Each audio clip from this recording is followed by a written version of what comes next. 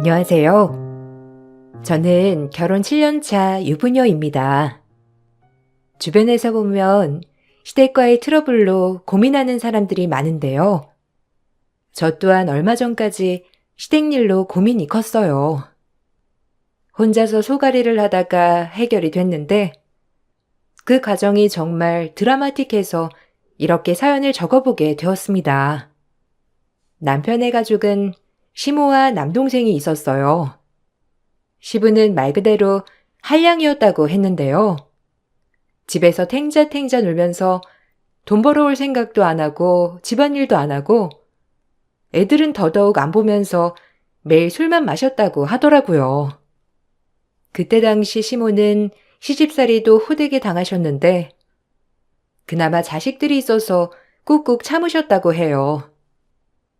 그렇게 살다가 아이들이 초등학교 들어갈 무렵에 남편의 한량짓에 도저히 참을 수 없다 생각하고 이혼해 자식들을 홀로 키우셨어요. 시모에 대한 얘기는 남편과 연애를 하면서 정말 많이 들었답니다. 엄마가 진짜 고생을 많이 하셨지. 출산하고 나서 일주일 쉬고 일을 시작했대. 아빠가 일을 안 하시니까 돈을 벌어야 살 수 있잖아. 그러면서 할머니는 엄마 엄청 괴롭히시고 힘들었지. 지금도 이혼하고 나서 나올 때가 생생하게 기억나. 그때가 나 초등학교 딱 들어갔을 땐데 나랑 동생 안 굶기려고 이런저런 일들 닥치는 대로 다 하셨었어. 그러면서도 매 저녁마다 밥도 다 차려주시고 집안일도 한번 밀리지 않았어. 항상 집에 가면 깔끔했던 게 기억나. 진짜 대단하시다. 어머님 얘기 듣다 보면 정말 대단하시다는 말이 절로 나오는 것 같아. 솔직히 그때는 여자 홀로 아이 키운다는 게 쉬운 일도 아니잖아. 대단하신 것 같아. 지금까지도 계속 일하시는 거 아니셔? 들어보면 이제는 좀 쉬셔도 되지 않을까 싶었는데 자식들한테 기대지 않고 살고 싶다고 하셨잖아. 그것만 봐도 정말 대단하신 것 같아. 나도 그럴 수 있을까 싶기도 하고. 맞아. 나는 그래서 존경하는 사람이 우리 엄마야. 진짜 우리 엄마라서 그런 게 아니라 정말 치열하게 열심히 사셨거든. 그 모든 걸 내가 옆에서 봐왔고, 나였어도 그렇게 하지 못했을 거야. 근데 동생은 생각이 다르더라고. 나는 엄마가 치열하게 살면서 우리한테 해줄 수 있는 건 다 해줬다고 생각을 하는데, 동생은 너무 구질구질하게 산다고 생각하는 것 같아. 그래서 좀 답답해. 아직 잘 몰라서 그럴 수도 있어. 동생 입장에서는 어머님이 좀 더 편하게 사셨으면 좋겠다 생각해서 그럴 수도 있지. 생각하는 게 다를 수 있으니까.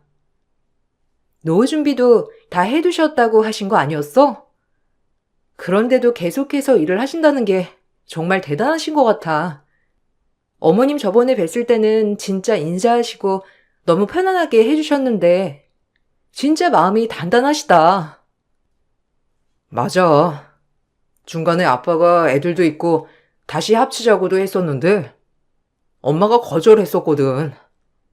그때는 아빠가 정신 차렸다기보다는 엄마가 잘 살고 돈도 잘 버니 같이 살면 좋을 것 같다 생각을 했던 것 같아. 근데 엄마는 그렇게 되면 우리한테 별로 좋지 않을 거란 걸 아셨던 거지.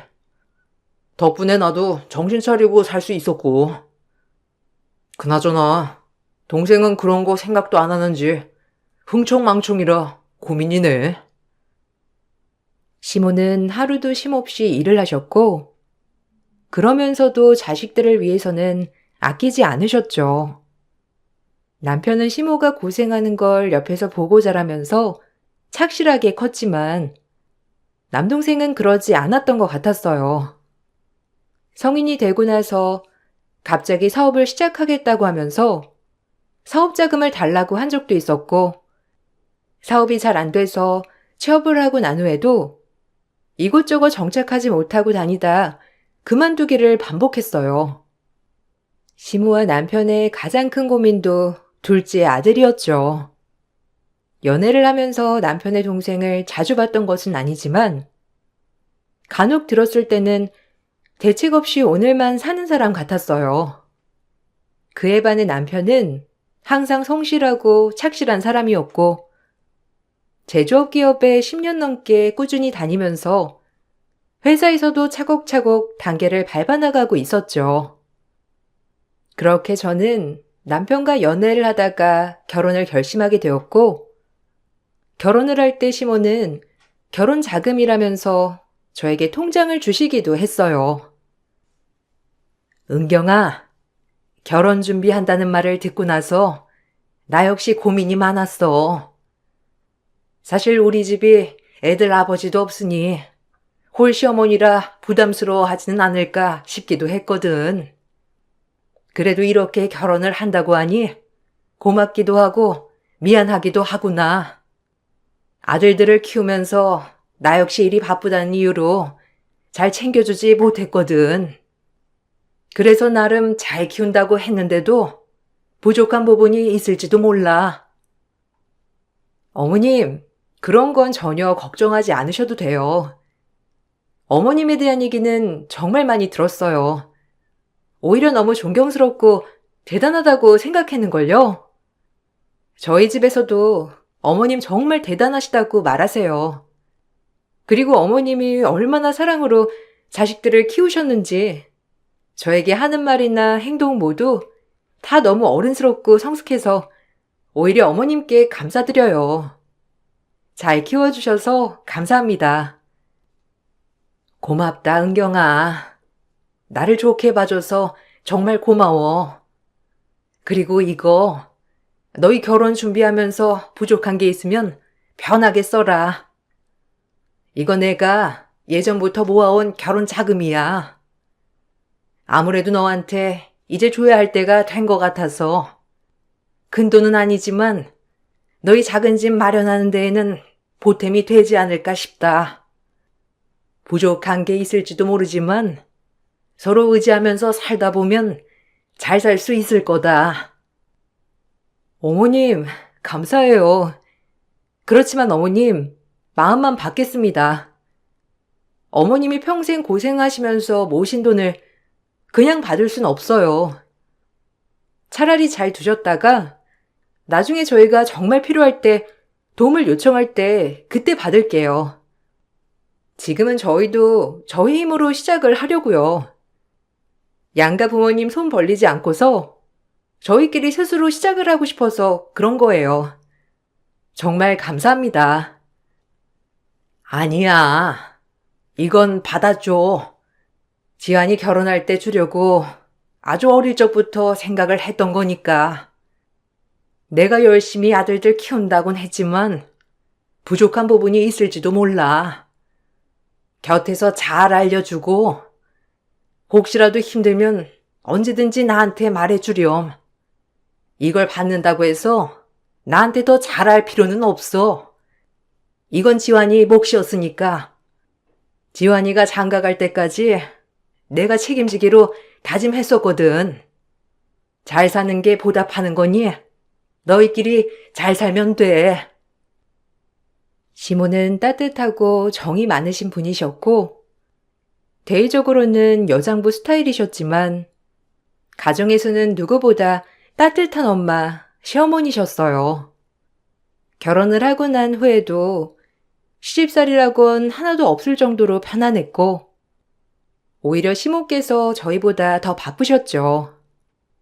주말마다 찾아갔던 적도 있었지만 정말 바쁘셔서 얼굴 보기가 어려웠어요. 명절에도 여행 가라며 비행기 티켓까지 끊어주시기도 했습니다.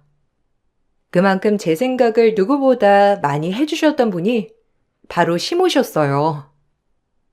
시모의 시집살이는 한 번도 없었지만 예상외로 골치가 아픈 사람이 있었는데 바로 도련님이었죠. 도련님은 남편과는 다르게 아주 자유분방한 사람이었어요. 한 번은 늦은 저녁에 갑자기 신혼집으로 찾아와 형과 술 한 잔을 마시겠다면서 술상을 내오라고 시켰던 적도 있었습니다. 아니, 이 시간에 연락도 없이 웬일이야? 갑자기 무슨 일 있어? 이 시간에 올 사람이 없는데 갑자기 누가 초인종 눌러서 깜짝 놀랐잖아. 아유, 그나저나 이 술 냄새는 뭐야? 술 마셨어? 아니, 술을 마셨으면 곱게 집에나 갈 것이지. 여기까지 어떻게 왔어? 연락도 없이. 너 이렇게 하는 거 얼마나 예의 없는 일인지 알아? 정신 차리고 집에나 가. 이게 뭐 하는 짓이야? 형수님도 계신데. 아휴, 형, 왜 그래? 그냥 기분 좋아서 한잔 했어.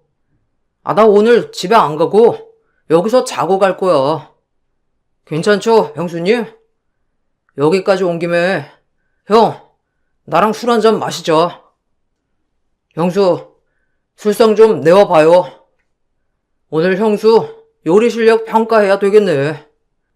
형이랑 술 한잔 마실 테니까 맛있는 안주 한번 만들어 보세요. 네? 지금요? 도련님, 지금 밤 10시가 넘었어요. 내일 남편 출근도 해야 하고, 저도 출근해야 하고요. 지금 자도 늦었는데. 도련님, 일단 술도 많이 드신 것 같은데, 오늘은 그만하고, 다음에 쉬는 날에 맛있는 거 먹어요. 지금 당장 재료도 없고, 도련님도 많이 드셨잖아요.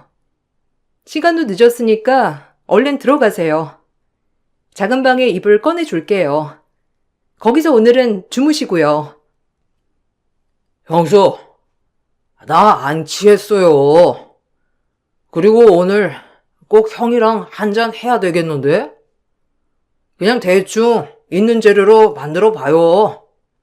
아니, 하도 엄마가 안 시켜가지고 내가 안 되겠다 싶어서 온 거니까. 형수, 나한테 이런 대접해도 되는 거예요? 나 형한테 하나밖에 없는 동생인데? 그리고 이제 엄마가 집사라고 돈도 준 거 아니었어요? 그러면 나도 편하게 오고 갈 수 있는 거지 뭐. 야, 어디다가 형수래? 형수님이라고 불러. 술주정 부릴 거면 곱게 집에나 가. 어디다 대고 형수님한테 버릇없게 구냐? 정신 좀 차려라. 엄마 너 때문에 속상해 하는 거 안 보여? 제발 나이 먹고 철없는 짓 그만해. 그리고 지금 몇 시인데 술을 마셔? 내일 출근 안 해? 너 또 일 그만둔 거 아니지? 엄마가 겨우겨우 알아보고 너 들어가라고 한 거잖아. 제발 좀 정신 차리고 술은 그만 마셔. 아, 형, 꼰대네. 요즘 누가 한 직장에 오래 다녀? 안 맞는다 싶으면 그만두는 거지. 엄마한테 말해야 되겠다. 형수가 밥상도 한번 안 차려줬다고. 이렇게 내쫓았다고 말해야 되겠네. 형수, 엄마가 앞에서는 엄청 잘해주는 것처럼 하지만 뒤에서는 다 보고 있는 거 알죠? 내가 형수 이렇게 나한테 대한 거 알면 엄마 속으로는 무척 욕하실 텐데. 그러면 안 되는 거 아닌가? 거의 한 달에 한 번꼴로 집에 갑자기 찾아와 술상을 차려달라며 진상을 부리기도 했지만 무엇보다 비싸 보이는 물건을 막무가내로 빌려가서 망가뜨리는 일도 있었어요.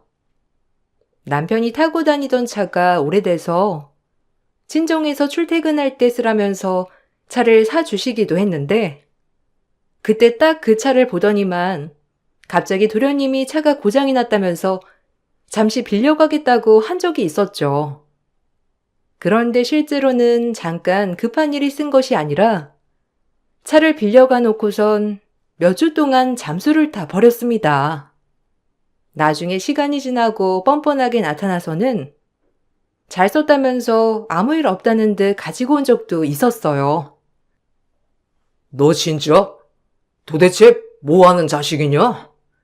너 진짜 제정신이야? 자수리할 때까지만 며칠 사용한다고 해놓고선 지금 몇 주 동안 연락도 안 받고 뭐 하는 거야? 적어도 연락이라도 받아야 하는 거 아니야? 급한 일이라고 사정사정해서 빌려줬더니만 지금 뭐 하는 거야? 너 그리고 엄마한테도 연락 안 했어?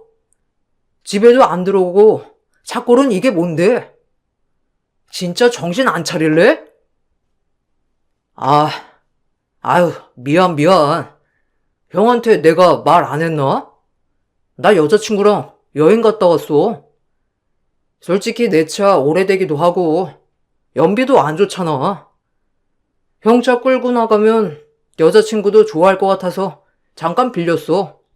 미안. 여자친구가 엄청 좋아하더라고. 덕분에 잘 썼어. 그리고 형, 이거 보험 가입되어 있지? 아니, 차는 좋은데 왜 이렇게 안 튼튼하지? 주차하다가 살짝 부딪혔는데 스크래치가 생각보다 많이 났더라고. 보기에만 좋지 내구성은 영 별론가 봐. 뭐? 너 진짜 도른 거냐? 그냥 가지고 가서 탄 것도 모자라서 사고까지 냈어? 진짜 제정신이 아니구나. 너 이거 내가 산 차도 아니고 처갓집에서 타라고 선물해 주신 거야. 나도 아껴서 타고 있는데 네가 뭐라고 이따위로 만들어놔? 좋은 말로 할 때 원상태로 다 복구해놔. 그리고 여행을 몇 주씩이나 갔다 왔다고? 너 진짜 일도 그만둔 거냐? 어쩌려고 그러는 거야? 아휴, 형, 왜 그래? 별거 아니야. 살짝 스크래치만 난 거야. 왜 이런 거 가지고 그렇게 쪼잔하게 나와? 나도 결혼 좀 하자. 형은 결혼했잖아. 나는 이렇게 보이는 게 없으면 결혼 어떻게 해? 그리고 처갓집에서 선물로 받았던 거면 더 좋네. 어차피 형 돈으로 산 것도 아니고 거기다가 선물로 준 거니까 그냥 막 써도 상관없잖아. 그건 선물한 사람한테도 예의가 아니지. 도련님, 그거 저희 남편 출퇴근하는 거 좀 편하라고 사주신 거예요. 버스나 지하철 타고 출퇴근하면 거의 1시간 내내 서서 가야 하니까 남편 편하라고 집에서 생각해서 사주신 거라고요. 근데 이렇게 말도 없이 몇 주 동안 가져가 쓰시고 사고까지 내시면 저 진짜 화나려고 해요. 안 그래도 몇 주 동안 남편 출퇴근 때문에 전보다 몇 시간 더 일찍 일어나고 그랬는데 여행 가느라고 가지고 간 거라니 진짜 황당하네요. 아니, 이거 선물로 줘놓고서는 형수 지금 지분 주장하는 거예요? 와, 째째하네. 어차피 형한테 선물로 준 거잖아요. 그럼 이제는 형 건데 왜 형수가 화내지? 형이 나한테 뭐라고 하는 건 이해해도 형수는 나한테 화내면 안 되지. 그리고 원래 가족이면 이런저런 거 다 공유하면서 쓰는 거예요. 아니, 형수는 외동이라서 모르나? 뻔뻔한 도련님의 태도에 정말 황당하기도 했어요. 사실 나이라도 어리면 어려서 뭘 몰라 그럴 수 있구나 할 테지만 도련님은 저보다 2살밖에 차이가 나지 않았기 때문에 어려서 뭘 모른다고 하기도 어려웠죠. 그래서 더욱 불편하게 느껴졌던 것도 있었어요. 저와 남편은 어머님을 항상 존경했어요. 정말 어려운 환경에서 홀로 일을 하시면서 2 아이를 키워냈다는 것만으로도 존경스러웠지만 이제는 은퇴할 나이가 되셨음에도 불구하고 일을 놓지 않고 꾸준히 하고 계신다는 점에서도 대단하다고 생각이 들었어요.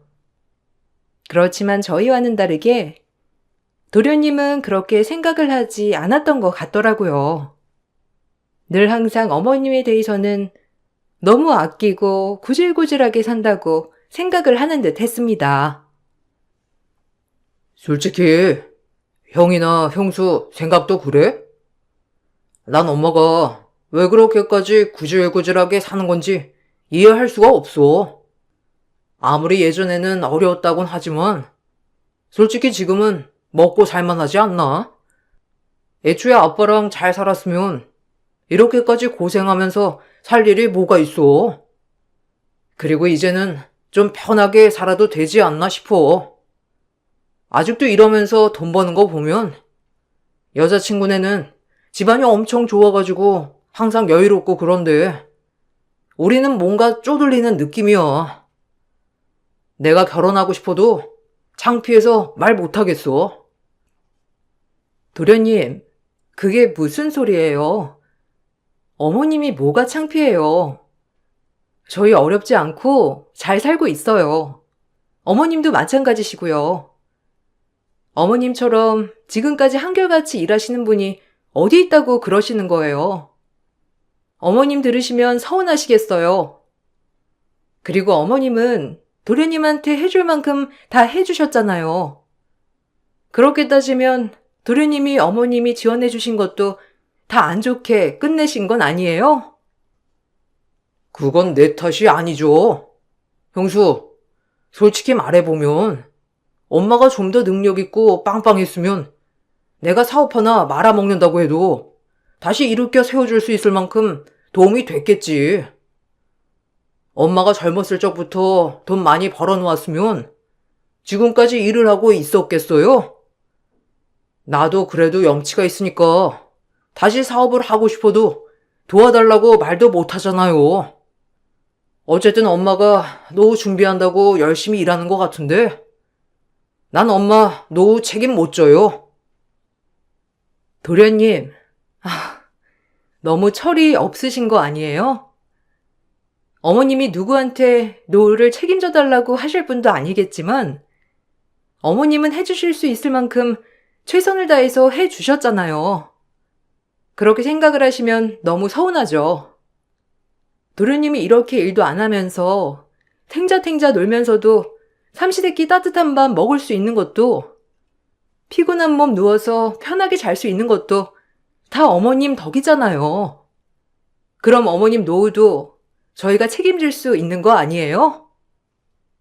아이고, 형수, 착한 척 그만해요.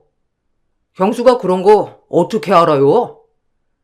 어쨌든 전 책임 안 질 테니까 착한 형수랑 형이 다 책임지던지.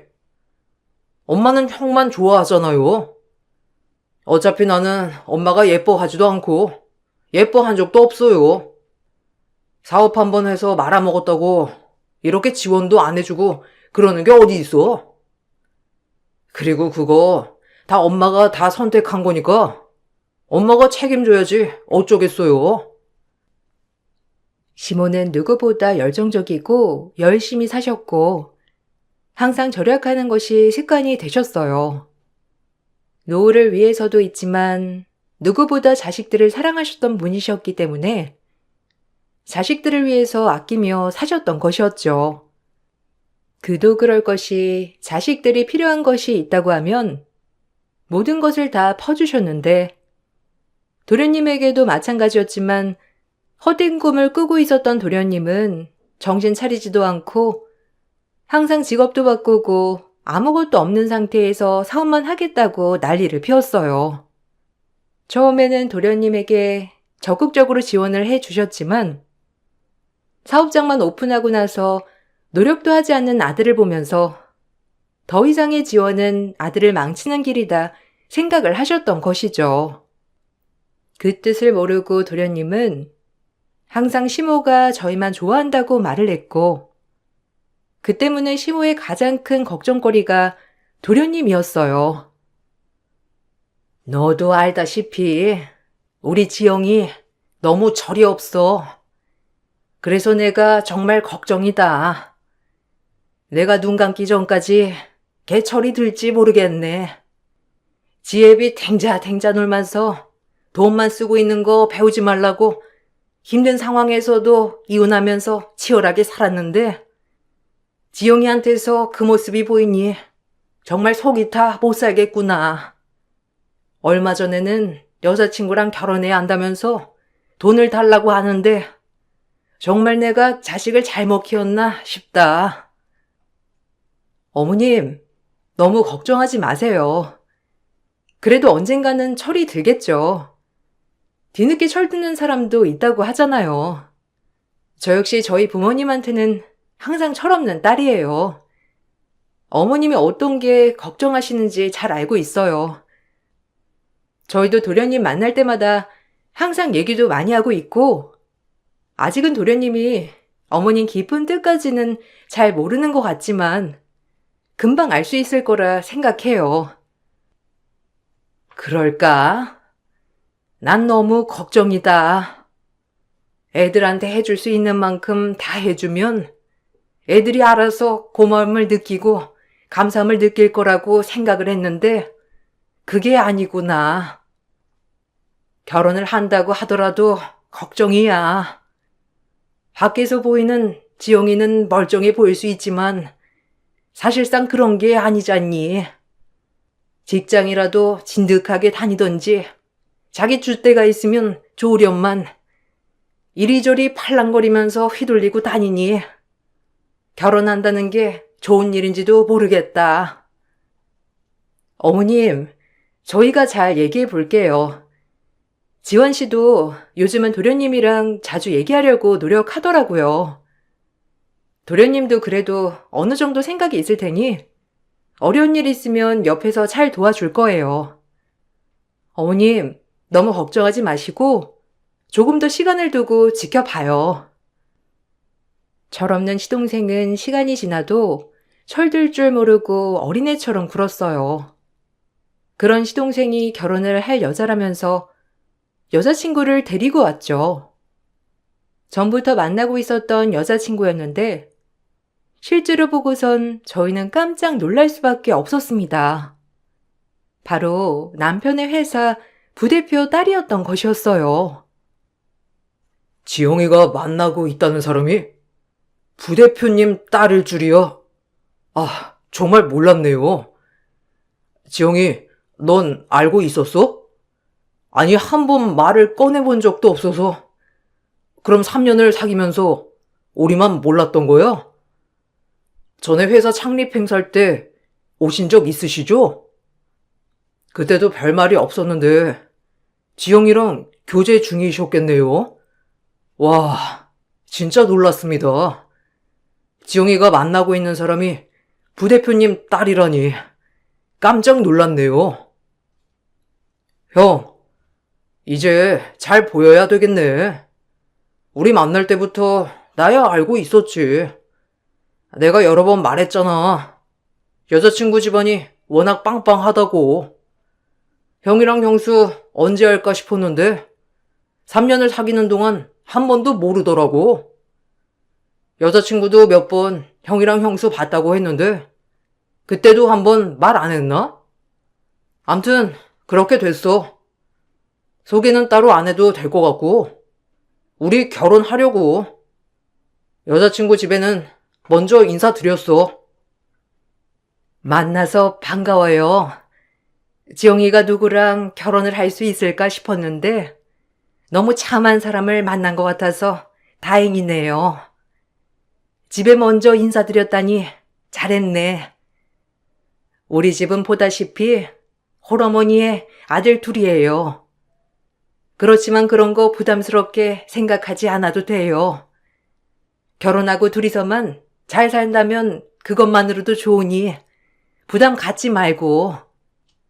그럼 사돈댁과 상견례를 해야 하겠네.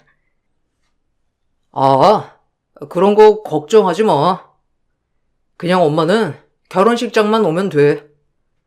어차피 결혼식 소연이네 집에서 다 알아서 정할 거니까. 상견례도 그냥 안 하기로 했어. 괜히 시간 낭비할 필요 없지. 여자친구네 집에 맞춰서 할 거니까. 나중에 결혼식 날짜 잡으면 그때 맞춰서 오기만 하면 돼. 신혼집도 우리가 알아서 볼게. 형 결혼할 때 결혼 자금이라고 모아둔 돈 줬다고 했지? 그거 얼마야? 아니, 아무리 그래도 사돈댁이랑 한번 얼굴은 봐야 하지 않겠니? 그래도 엄연히 한 가족이 되는 건데 상견례도 안 한다는 건 좀 너무하지 않니? 그러지 말고 시간 내서 한번 식사 자리라도 마련해봐. 들어보니 지안이네 회사 부대표이신 것 같은데 시간이야 그쪽으로 맞춰서 잡아도 상관없지만 그래도 서로 얼굴은 보고 인사도 해야 하는 거 아니야? 아니, 그럴 필요 없다니까. 결혼하고 나서도 서로 교류할 것도 아니고 어차피 그냥 결혼식 형식상 하는 거잖아. 여자친구네 집에서 집 마련해 준다고 하는데 엄마 결혼 자금 줄 거면 지금 줘. 나도 뭐 하고 가야지. 사업도 이제 시작할 것 같아. 장인어른 힘 얻어가지고 시작하면 더 잘 될 것 같기도 하고. 시동생은 너무나 철이 없는 생각을 가지고 있었습니다. 무작정 결혼 자금만 달라는 시동생을 보면서 시모는 억장이 무너지셨죠. 저와 남편 역시 불편한 생각이 들기도 했지만 결혼을 하겠다고 하는 두 사람 앞에서 불편한 티를 낼 수는 없었어요. 그 후로도 결혼식 준비는 철저하게 예비동서 집안에 맞춰서 진행이 되었습니다. 시동생은 저희에게 아무런 말도 전하지 않은 채 단지 결혼식 날짜만 말해줬을 뿐이었어요. 시동생은 결혼도 하기 전부터 예비동서 집안 힘을 빌려서 사업을 벌일 생각에 신난 듯 했습니다. 시모는 이런 상황에 결혼자금으로 모아둔 돈을 줘야 할지 고민을 하고 있었고, 시동생은 그런 시모를 재촉했어요. 어느 날 저에게 예비동서가 전해줄 것이 있다며 연락이 왔습니다. 갑작스러운 연락이라 당황스러웠지만 집으로 찾아오겠다고 하길래 그러라고 말을 했죠. 집에 찾아온 예비동서는 황당한 말을 꺼내놓기 시작했습니다. 사실 지영 씨랑 결혼을 해야 할까 말까 고민을 많이 했거든요. 지영 씨와 워낙 성격도 좋고 하지만 홀시어머니의 형도 저희 아빠 회사에 다니고 있으니 주변 사람들 시선도 있고 결혼식 하면 그거 다 알게 되잖아요. 우리 아빠 체면도 있는데 그렇다고 직장 그만두라고 할 수도 없는 노릇이고 이해하죠? 어쨌든 결혼식은 해야 하니까 뭐 다른 사람들이 알게 된다 하더라도 어쩔 수 없는 거죠. 그 얘기하려고 여기까지 오신 거예요? 그런 거라면 걱정 안 하셔도 돼요. 저희 남편 가족 됐다고 해서 뭔가 바라거나 그러진 않을 거니까. 결혼 준비는 잘 되어가고 있어요? 안 그래도 궁금했는데 도련님도 그렇고 아무것도 말을 안 해주길래 어떻게 되어가나 했어요. 아무리 그래도 양가 집안 식구들 인사는 해야 하지 않을까 싶은데 혹시 부대표님이 불편해 하시는 건가요? 아빠가 불편해 할 게 뭐가 있어요? 그냥 사원일 뿐인데 그냥 단지 걱정하는 거라면 혹시나 결혼했다고 해서 뭐 잘 보이려고 한다든지 회사에 이상한 소문이 돈다든지 그런 걸 걱정하는 거죠. 그리고 양가 가족들 인사할 것까진 없지 않을까요? 어차피 그냥 저랑 지영 씨가 부부가 된 거지. 다른 가족들은 상관없는 사이니까. 어쨌든 결혼 준비는 잘 되고 있어요. 잘 되고 있다고 하니 다행이네요. 그래도 너무 저희를 배척하고 있는 듯 해서요. 어머님도 많이 궁금해하고 있어요. 제가 먼저 결혼을 하긴 했지만 한 번도 시집살이 없으셨고 오히려 저희보다 더 바쁘신 게 어머님이세요. 그러니까 혹시라도 시집살이 때문에 경계하시는 거라면 그럴 필요 없다고 말해주려고요. 그러니 결혼 준비를 하는 동안에는 저희한테도 얘기도 좀 해주고 교류를 좀 하는 게 어떨까 싶은데요. 돌려 말하니까 잘 못 알아듣네. 아니, 결혼은 저랑 지영 씨가 하는 거지. 다른 가족들은 상관없지 않아요? 그리고 홀 시어머니건 뭐건 상관없어요. 어차피 지영 씨만 보고 하는 결혼이니까. 애초에 조건 따졌으면 지영 씨랑 연애도 시작 안 했겠지만. 어쨌든 이건 좀 선 넘는 것 같은데요? 저한테 잘 보여야 할 텐데. 저한테 잘 못하면 아주버님 승진 물 건너가는 거 알죠?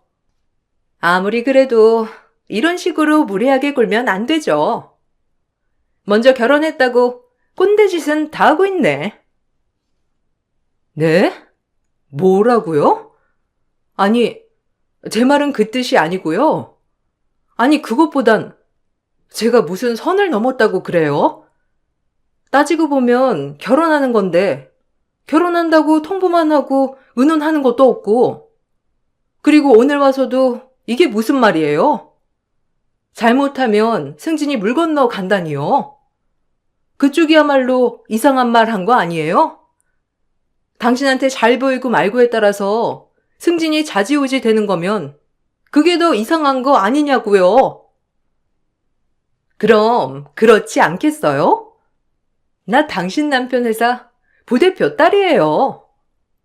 아무리 그래도 딸이 불편하다고 하면 아빠가 그쪽으로 좀 생각을 해보지 않겠냐고요. 먼저 결혼했다고 제기 잡으려고 하는 것 같은데 그런 거 소용없고요.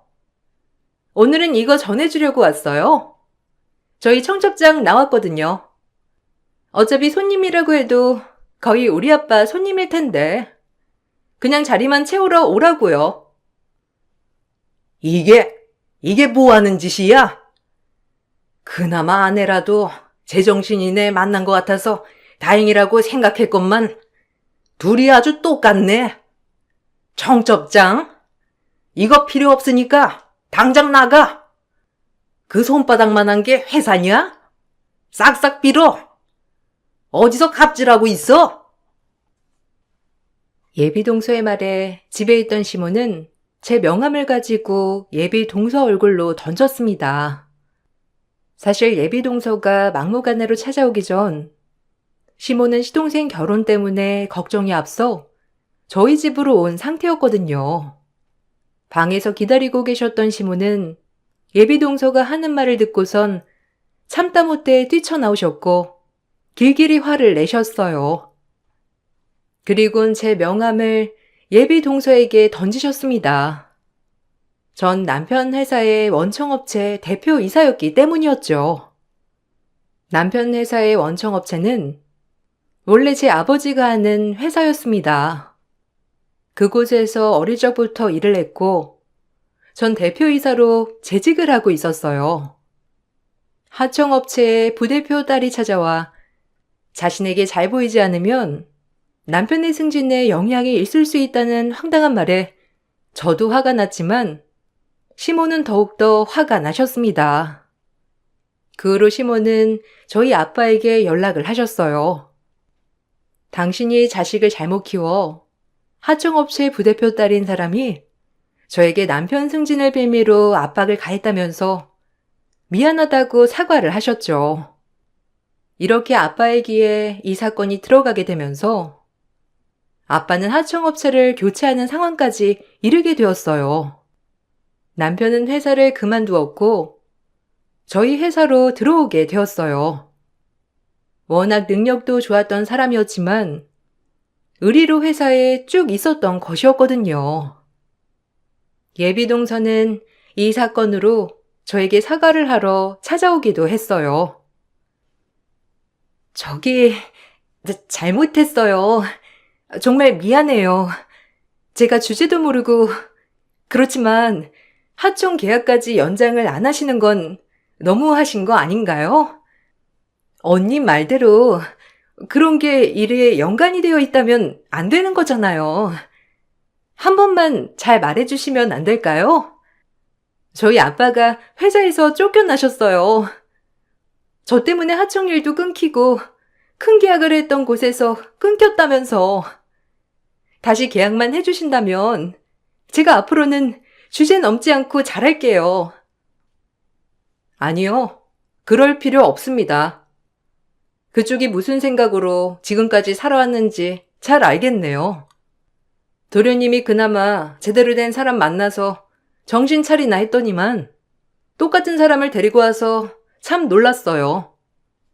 제가 그쪽 아버님 회사와 연관이 안 되어 있었다면 그쪽이 지금 나한테 와서 사과라도 했겠어요? 안 했겠죠. 미안합니다. 정말 미안해요. 제가 그러려고 그런 건 아닌데 그냥 결혼하고서 텃세 부리는 건 아닐까 싶어서 기분 나쁘게 했다면 죄송해요. 어머님께도 사과드리고 싶은데 연락을 안 받으셔서요. 지금 저희 집도 난리가 났어요. 그건 그쪽이 책임을 져야죠. 저희도 거래는 신뢰로 하는 겁니다. 그쪽을 알지 못했으면 모를까. 이미 서로 다 알게 됐는데 계약을 제대로 할 수 있겠어요? 그쪽도 그렇게 말했잖아요. 자기한테 잘못 보이면 우리 남편 승진은 없는 거라고. 그런 거랑 마찬가지 아니겠어요? 사과할 필요 없습니다. 다신 볼 일도 없겠네요. 그 뒤로 시모는 시동생도 내쫓았습니다. 결혼을 하든지 말든지 상관없다면서 이제는 아들은 하나로 생각을 하시겠다면서 냉정하게 내쫓으셨어요.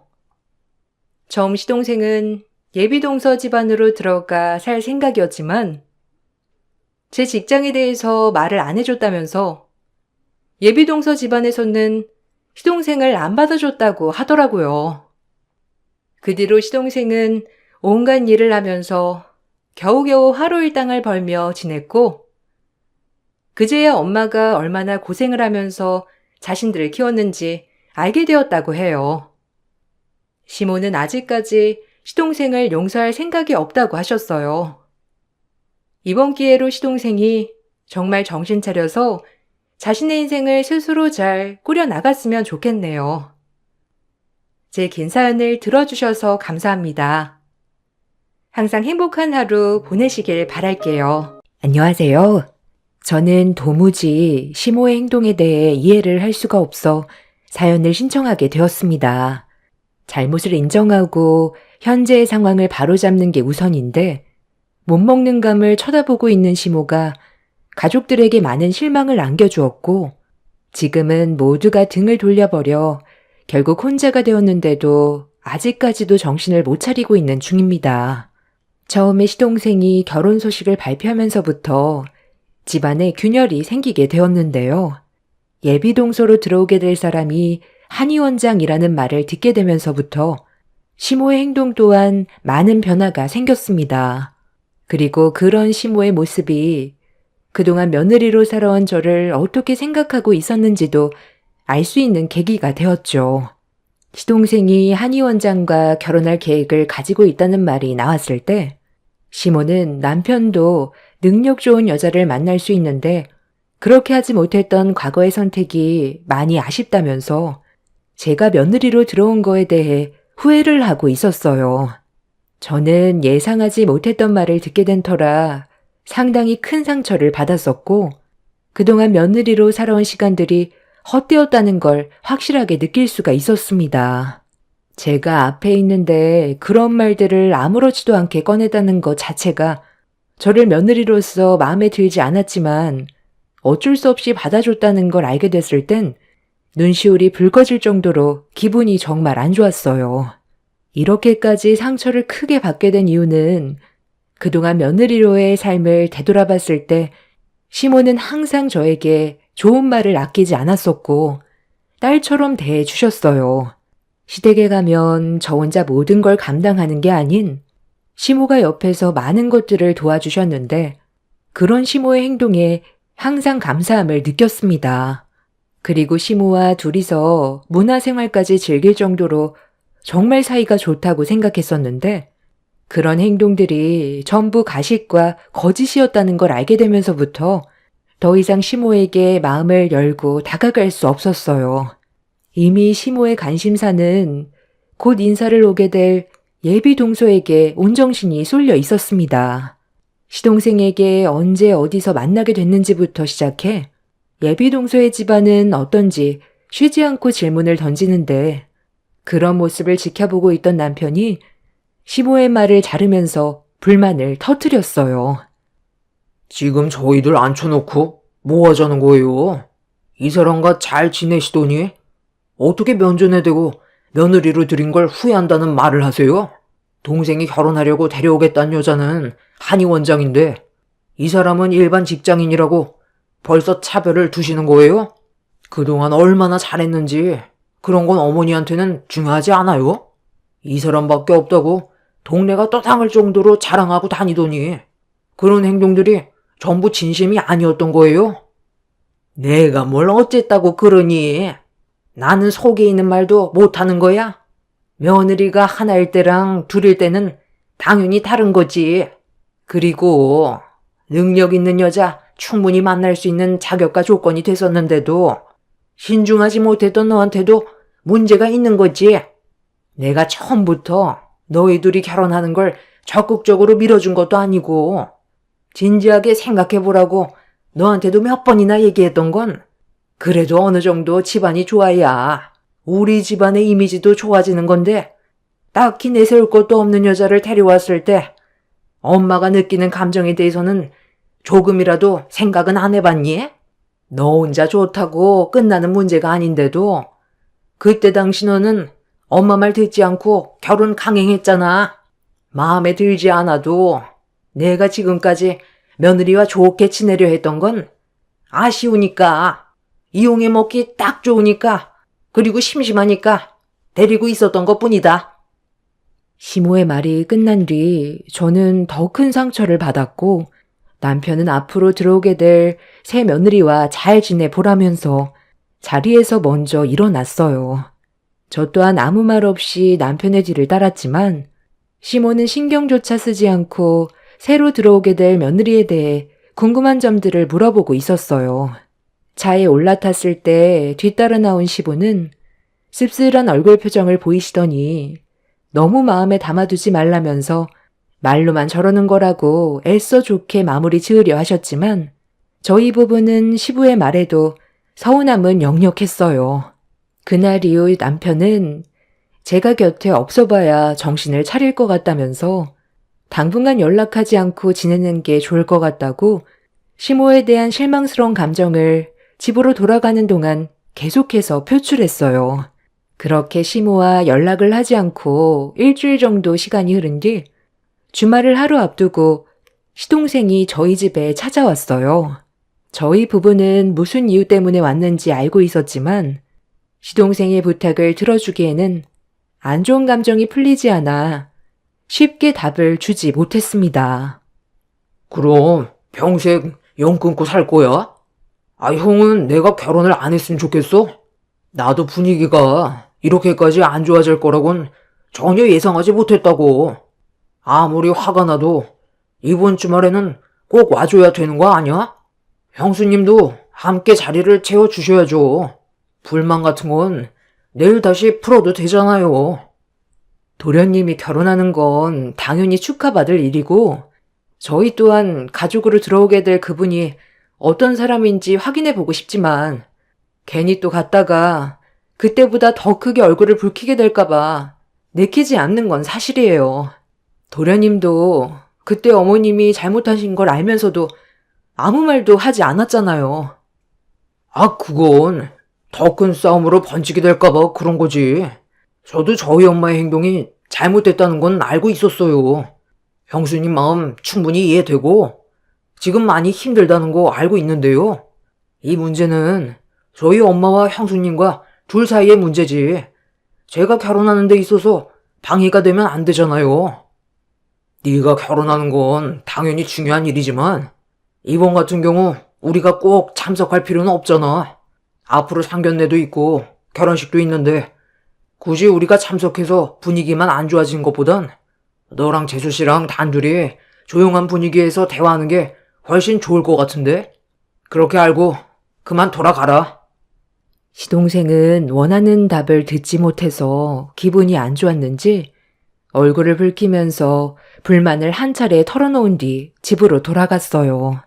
저희 부부도 마음이 불편했지만 좋지 않은 감정 상태로 시댁에 가봤자 오히려 분위기만 망칠 것 같아 차라리 시간이 좀 더 흐른 뒤에 상견례만 참석하는 걸로 결정을 내렸는데 시동생이 집으로 돌아간 뒤 시모가 이런 상황을 전달받게 되었는지 남편한테 바로 연락이 왔는데 통화 연결이 되자마자 언성이 높아진 시모의 막말을 듣게 되었습니다.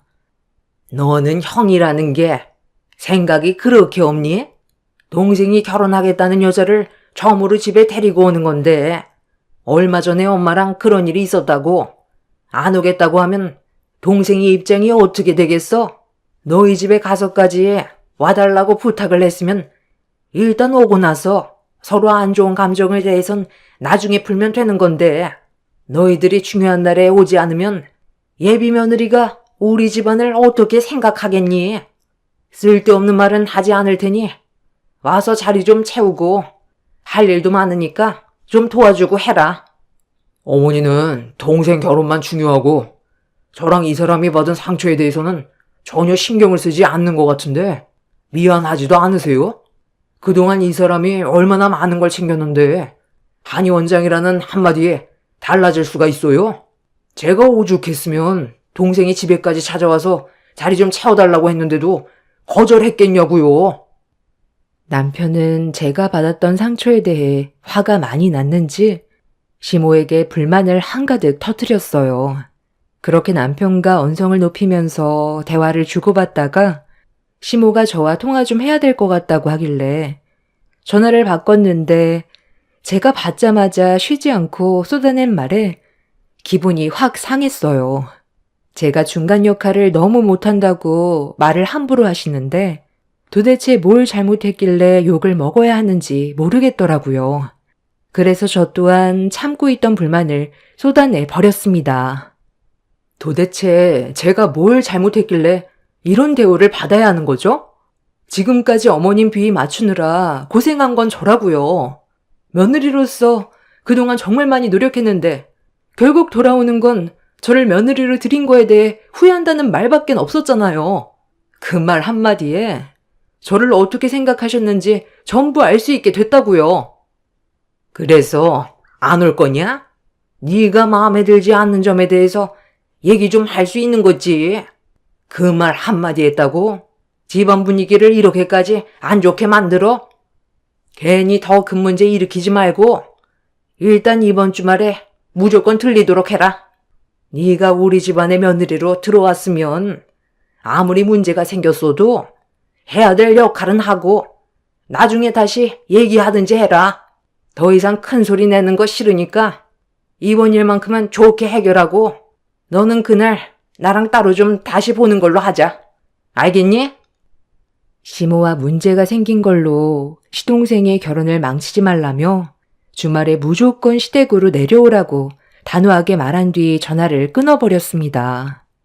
예비 며느리가 인사하려고 왔는데 쓸데없는 말을 하겠냐면서 저와 안 좋은 감정이 생겼던 건 나중에 다시 대화로 풀자면서 그렇게 마무리를 지어버렸습니다. 전화 통화하는 동안 시모에게 들었던 상처되는 말들에 대해선 미안하다는 말은 단 한 번도 듣지 못했고 시모는 무조건 일단 시댁으로 와서 얘기하자며 상황을 마무리 지어버렸네요.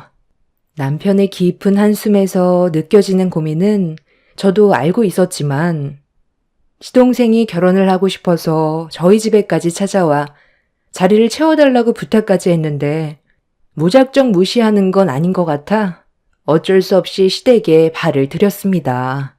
시모와의 문제 때문에 시동생에게까지 피해를 주고 싶지는 않았어요.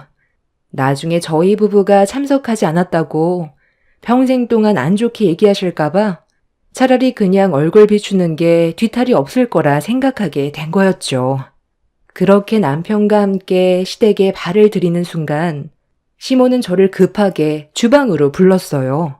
한의 원장 며느리 들어온다고 정신없이 음식 준비를 하고 있었고 저는 옷도 갈아입지 못한 채 시모가 시키는 일을 도와가며 정신없이 음식을 만들었고 남편은 저 대신 아이들을 돌봐주었네요. 시모는 저에게 말보단 손짓으로 일을 시켰어요. 그날 하루가 마무리되면 시모와 단둘이 안 좋은 감정이 있었던 거에 대해 진지하게 대화하고 풀어가려 했었는데 그날은 저에게 평생 지울 수 없는 안 좋은 기억으로 남아버리게 되었습니다. 음식이 어느 정도 마무리되어 가고 있을 때쯤 시동생이 예비 동서를 데려올 시간이 거의 다 되어갈 때 시모가 저에게 일을 시켰어요. 약속 시간 거의 다 되어가니까 음식 정리는 내가 할 테니 너는 나가서 마당 잔디 좀 깎고 있어라. 잔디가 너무 많이 자라 있으니까 발이 푹푹 빠지더라. 들어오다가 괜히 발이라도 삐끗하면 안 되잖아. 한두 번 해본 건 아니니 금방 할 수 있지. 마당 앞에 기계 있으니까 멀뚱히 서 있지 말고 서둘러라. 시간 없다. 네?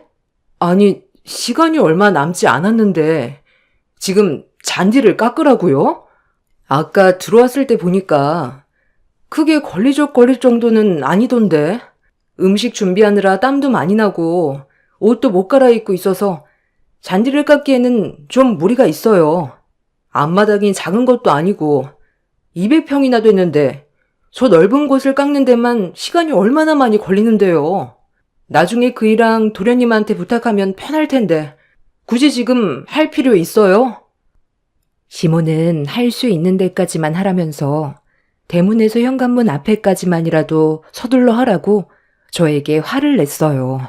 이 문제로 괜히 얼굴 붉히고 싶지 않아 어쩔 수 없이 마당에 있는 잔디깎기 기계로 서둘러 마당을 깎고 있는데 그 순간 시동생이 예비동서와 함께 대문을 열고 집으로 들어왔어요.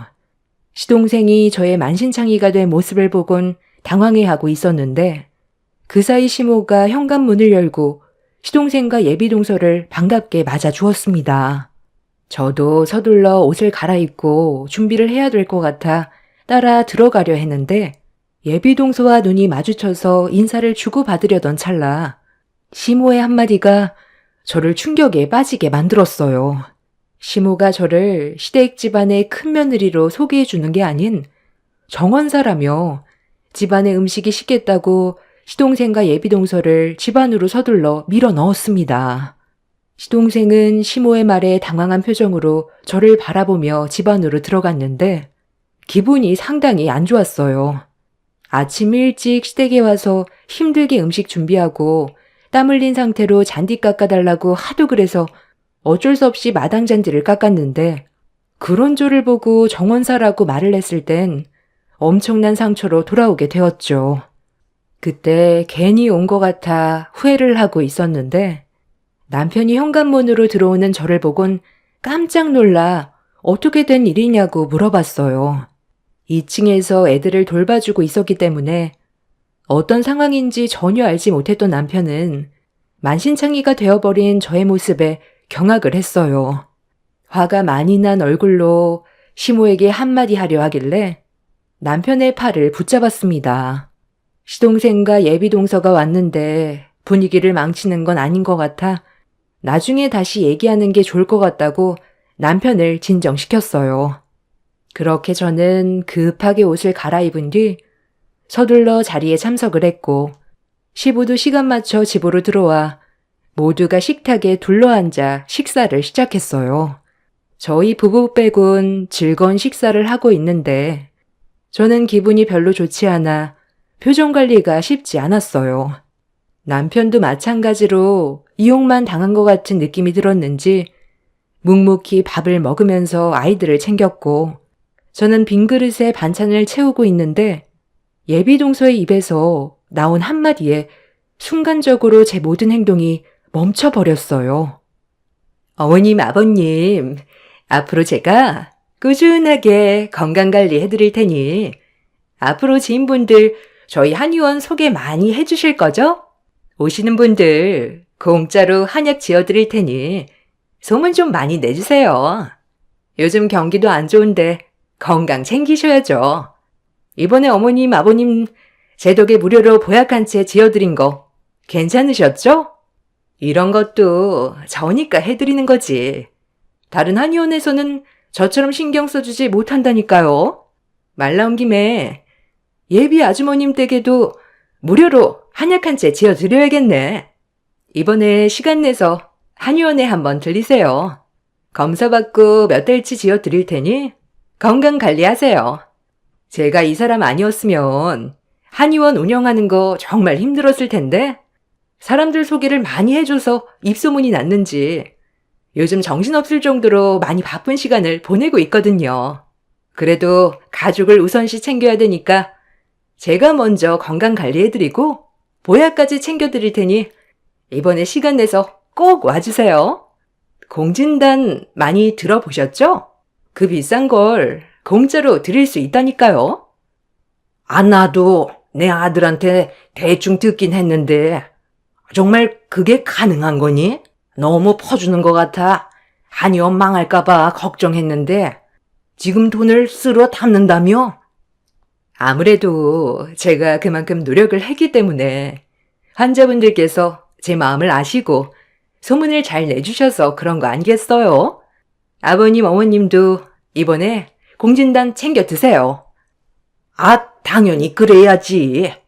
나도 나이를 먹다 보니 기력이 많이 떨어져서 요즘 건강관리에 관심이 많았는데 이렇게까지 생각해주니 너무 고맙구나.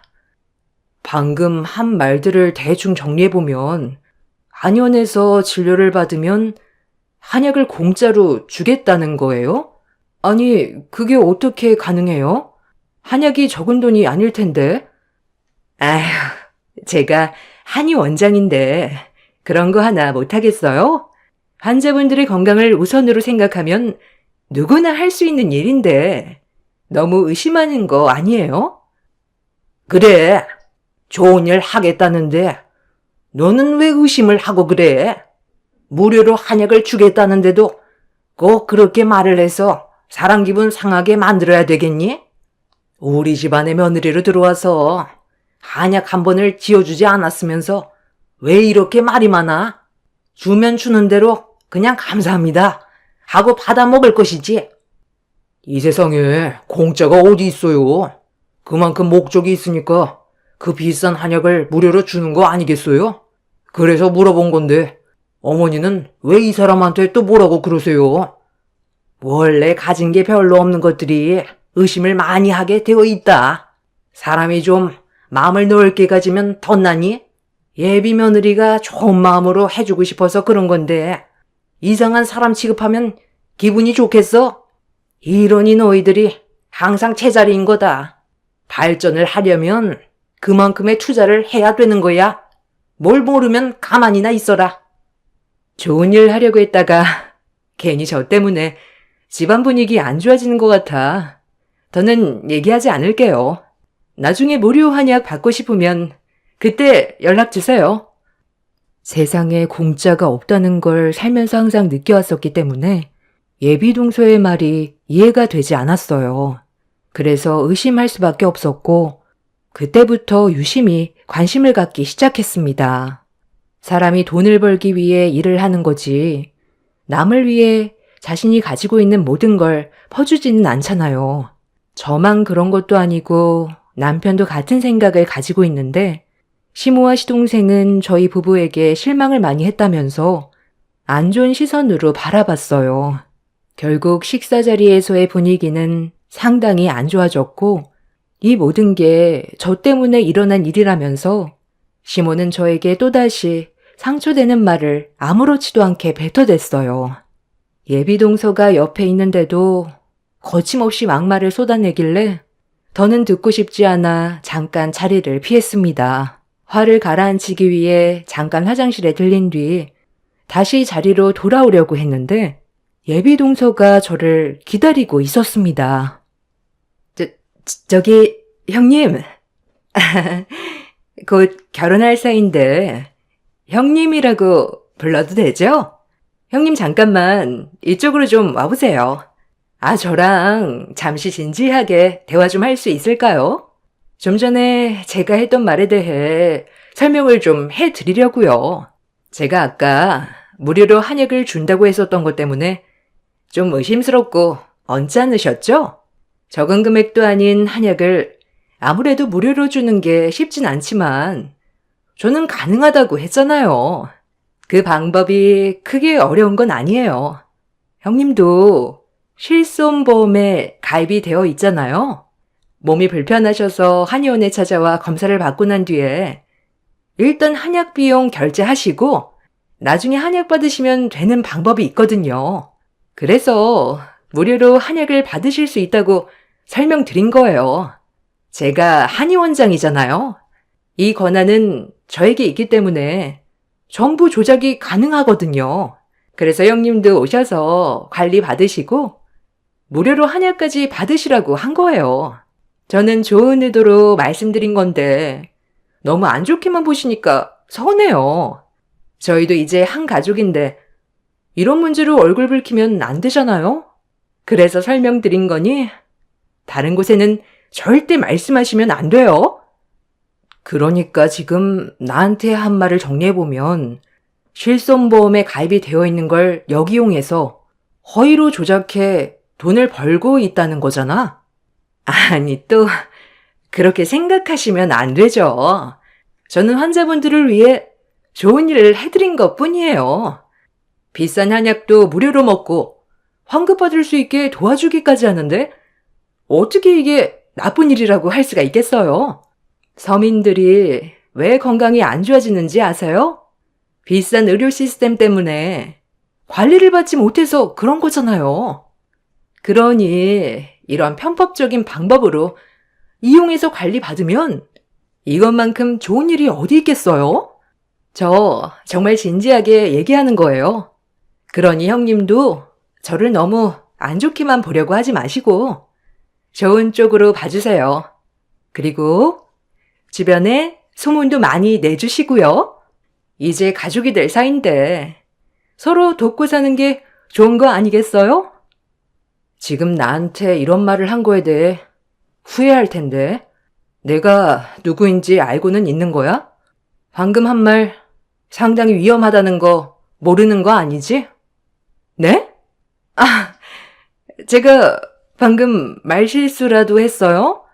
저는 지금까지 한 행동에 대해 문제가 있다고 생각해 본 적 단 한 번도 없는데요? 좋은 일 하는 게 나쁜 거예요? 하기야. 식구들은 내가 보험 일을 하고 있다고만 알고 있지 깊게 알려고 하진 않으니까 신경도 안 썼겠지. 나 손해보험 사기조사 팀장이야.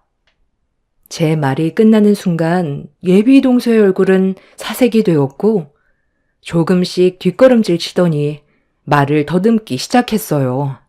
예비 동서는 이제 가족이나 다름없는데 일을 크게 만들 거냐면서 서로 좋게 넘어가자고 했지만 제 직업상 조용히 넘어갈 문제는 아니었습니다. 꼬리가 길면 밟힌다고 이런 식으로 저에게 잡히게 될 줄은 상상조차 하지 못했겠지만 이미 뱉은 말은 주워 담을 수 없기 때문에 저는 그 자리에서 즉시 경찰서에 신고를 넣었습니다.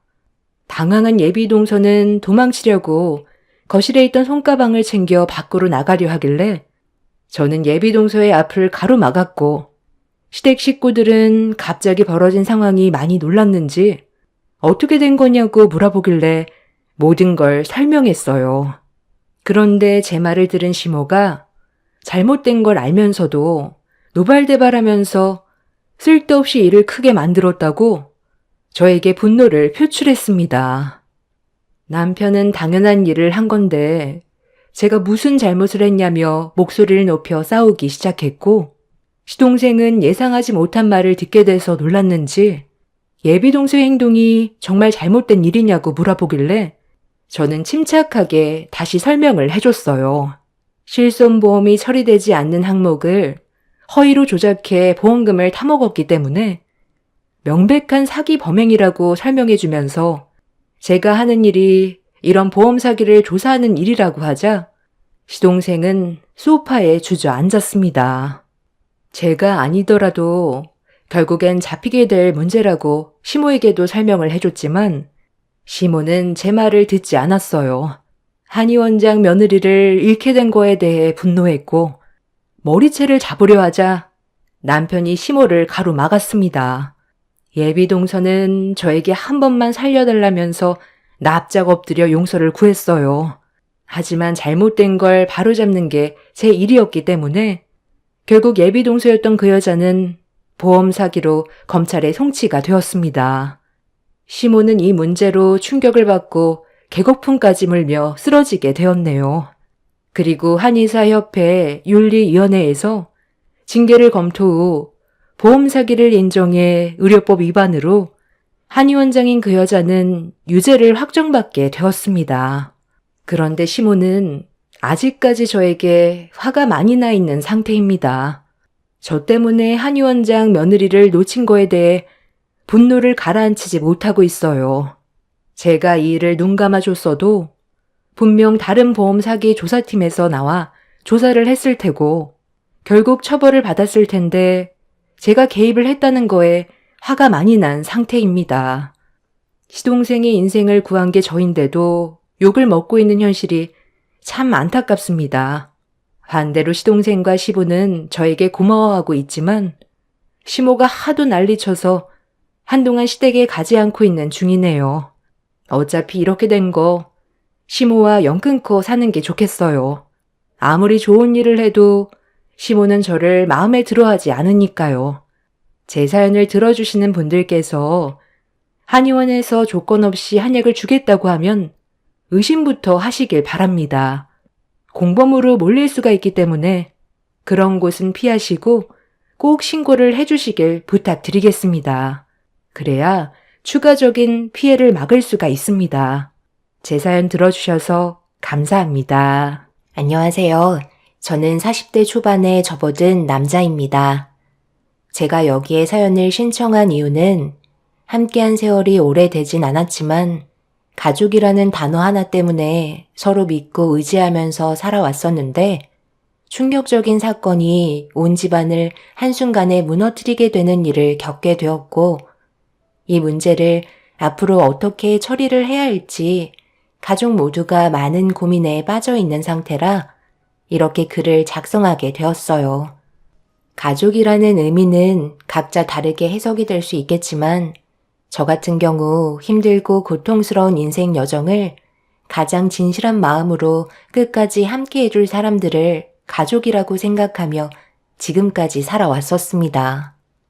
가족은 행복을 저축하는 곳이지 캐내는 곳이 아니고 얻기 위해서만 이루어진 가정은 반드시 무너지고 주기 위해 이루어진 가족은 언제나 행복하다는 말을 들은 적이 있었습니다. 그래서 아내와 결혼을 하고 새롭게 이루어진 울타리 안에서 열심히 살아가기 위해 최선을 다했었는데 모든 게 마음처럼 되지 않는 것들도 있더라고요. 아무래도 직업적으로 차이가 심하다 보니 거기에서 차별이 시작된 것 같았습니다. 하지만 크게 신경 쓰지 않고 아내와 잘 살아가기 위해 열심히 노력하고 있었지만 장모님은 저를 향한 불만을 끝도 없이 표출하셨어요. 그런 시간이 지속적으로 반복이 되다 보니 결국 아내는 참아왔던 감정을 폭발시키게 되었고 오래간만에 모인 자리에서 얼굴을 붉히게 되었네요. 엄마는 그게 그렇게 중요한 거야? 왜 형부랑 이 사람을 비교하는 건데? 누구는 택배일 하고 싶어서 이 일을 선택했겠어? 직업에 귀천 없다고 열심히 벌어먹고 살면 그만인 건데 꼭 이렇게 상처를 줘야만 엄마 속이 후련해? 내가 그동안 너를 어떻게 키웠는데 고작 택배일하는 사이를 뒀다는 게 너무 마음이 아파서 그런다. 너희 언니 봐라. 회사에서 능력 좋은 남자 만나서 지금 떵떵거리며 살고 있잖아. 엄마는 이런 모습을 원한 거지. 택배 일이 밀려서 너까지 부수적으로 택배 나르는 일을 내 두 눈으로 파야만 하는 거니? 그런 일 하라고 내가 너를 낳았는 줄 알아? 이 사람이 물량이 너무 많으니까 그래서 퇴근하고 좀 도와준 것뿐인데 그게 잘못된 건 아니잖아요. 빨리 끝내고 같이 저녁 먹으면 그게 훨씬 더 좋은 거 아닌가요? 저희도 다 생각해서 열심히 살아가고 있는 거라고요. 한 번만이라도 이 사람한테 좋은 말 해주실 수 없는 거예요? 이런 식으로 계속 감정 싸움 하다가는 결국 엄마는 저랑 끝이 안 좋을 수밖에 없어요. 그러니까 애초에 시작을 잘했어야지. 내가 뭐라고 그랬어? 너도 적지 않은 나이니까 신중해야 된다고 몇 번이나 말했었는데 엄마 말 안 들었으니 당연히 욕 말고 돌아온 게 있겠니? 언니가 주변에 알고 있는 사람 소개해준다고 몇 번이나 말했었는데 만나볼 생각도 하지 않더니 결국 이런 대우를 받는 거잖아. 더군다나 정규직도 아니고 무기 계약직이라며? 그러니 엄마가 마음에 안 들어 하는 건 당연한 거야. 제보 미안해요. 우리 입장도 생각해줘야 되는 거 알죠? 네, 그렇죠. 이해합니다. 제가 배운 것도 없고 할 줄 아는 게 택배 일밖에 없어서 지금까지 땀 흘리며 열심히 일해왔지만 많이 부족한 거 알고 있습니다. 앞으로 더 노력하는 모습 보여드릴 테니 이 사람한테 상처되는 말은 자제해 주시길 부탁드릴게요. 저가 식구들은 택배일 하는 저를 마음에 들어하지 않았어요. 그래도 제가 오랫동안 해왔던 일이고 단 한 번도 부끄럽다고 생각해 본 적 없었기 때문에 시간이 지나면 좋은 면도 봐주실 거라 믿고 있었죠. 비록 식사 자리가 좋게 마무리되진 않았지만 앞으로 한두 번 얼굴 볼 사이도 아니고 저까지 서운한 감정을 표현한다면 집안 분위기는 정상적으로 회복될 수 없다는 걸 아내도 알고 있었기 때문에 더 큰 화를 키우진 않았습니다. 그날 좋은 자리를 만들 수는 없었지만 그래도 계속해서 얼굴 도장 찍은 걸로 만족했고 화를 가라앉히지 못하던 아내는 집으로 돌아와서도 스트레스를 많이 받았는지 쉽게 잠을 청하지 못하고 있었어요. 솔직히 그날 처음으로 택배 일을 하던 제 자신이 너무 한심스러웠습니다. 아내를 만난 건 평생 후회하지 않을 만큼 잘한 선택이었지만 저도 형님처럼 좋은 대기업 임원 위치에 있었다면 아마 대우가 달라졌겠죠. 그런 상상을 하게 되니 처음으로 직업에 대한 부끄러움을 느끼게 되었습니다. 아내는 한참 동안 침대에서 뒤척이다가 결국 저에게 고민을 털어놨어요. 내가 죽을 신용까지 해서 당신이랑 겨우 결혼했는데 그때는 나한테 두 번 다시 상처 주지 않겠다며 약속하시더니 결국 하나도 지켜진 게 없었어. 그래서 나도 더 이상 엄마 얼굴 보고 싶지 않아. 어차피 당신이랑 친정에 가봤자 돌아오는 건 상처와 욕밖에 더 있어? 그동안 살면서 엄마 성격 잘 아는데 절대 그 고집 꺾을 수가 없어. 그냥 우리만 신경 쓰는 게 좋겠어. 그렇게 되면 내가 당신한테 입김 넣었다고 생각하실 거 아니야. 장인 장모님께서 내가 많이 부족하다고 느끼고 계시는데 그런 행동을 하면 할수록 내 이미지만 점점 나빠진다고. 오늘 당신이 받은 상처 나도 잘 알고 있어. 하지만 결혼을 했으면 당연히 장인 장모님을 챙겨야 하는 건 변함없는 거야. 나도 법적으로 가족 구성원이 된 건데 더 큰 불화를 만드는 건 자기 무덤을 파는 건데 굳이 그렇게까지 할 필요는 없는 것 같아. 노력하면 장인 장모님께서도 인정해 주시는 날이 오겠지. 이런 게 인생 사는 맛 아니겠소? 분명 나한테도 마음에 드는 점이 있으실 거야. 그때까지 기다려보자. 당신이 긍정적으로 생각해 주는 건 좋지만 나도 언제까지 참을 수 없다는 거 알아줬으면 좋겠어. 우리가 노력하는 만큼 부모님께서도 노력을 해 주셔야 되는 건데 만약 이런 상황이 계속해서 지속된다면 그땐 우리도 더는 노력하지 않았으면 해. 저와 아내의 결혼을 허락해 주셨으니 아내는 당연히 저를 사위로 인정해 주실 거라 생각했었는데 결혼 전보다 더 안 좋게 대해 주시는 모습에 아내는 장인 장모님께 실망을 많이 한 듯 보였습니다. 그렇게 한참 동안 아내의 마음을 진정시킨 뒤 거실로 나와 맥주 한잔 하면서 앞으로 어떤 식으로 살아가야 할지 고민을 안 할 수가 없었죠. 저도 그렇고 아내도 40대 초반에 결혼을 했던 터라 아이 계획도 쉽게 결정 내릴 수가 없었고 둘만 행복하게 잘 살면 그만이지만 제 아내를 이 세상에 태어나게 해준 장인 장모님께 미움받히는 모습을 보여주고 싶지 않았어요. 그래서 어떻게 하면 사위로 인정받고 앞으로 남은 인생 아내와 함께 행복하게 살아갈 수 있을지 많은 고민을 할 수밖에 없었죠. 당연히 대기업 임원인 마사이 형님과 비교할 수는 없지만 제가 잘할 수 있는 걸로 장인 장모님께 노력하는 모습을 보여드리는 게 좋을 것 같아 모임이 있을 때마다 적극적으로 움직였고 그런 모습을 묵묵히 지켜보시던 장인 장모님은 예전과는 다른 모습을 조금씩 보여주셨습니다. 노력하는 걸 알아주시는 것만도 감사하게 생각하고 있었어요. 택배 일을 해서 그런지 몸 쓰는 일은 문제 없구만. 그거 하나는 마음에 드네. 그래서 말인데 다음 주 주말에 우리 집 마당 한번 갈아엎기로 했는데 돈 주고 사람 시키는 게 영 마음에 안 들어서 말이야. 이번에 자네가 한번 도와주겠나? 당연히 도와드려야죠. 대문 앞에 쌓여있는 시멘트를 보니까 바닥에 잔디를 다 제거하고 그 위로 대리석 얹으실 건가 봐요. 딱 보면 나는구만. 나이를 먹다 보니까 잔디 관리하는 것도 신경 쓰이더라고. 그래서 이번에 마당 바닥을 대리석으로 전부 다 바꿀 생각이거든. 자네가 이런 일도 해봤다며. 그래서 저렇게 준비해놨으니까 다음 주 주말에 새벽같이 와서 작업 좀 해주면 좋겠는데.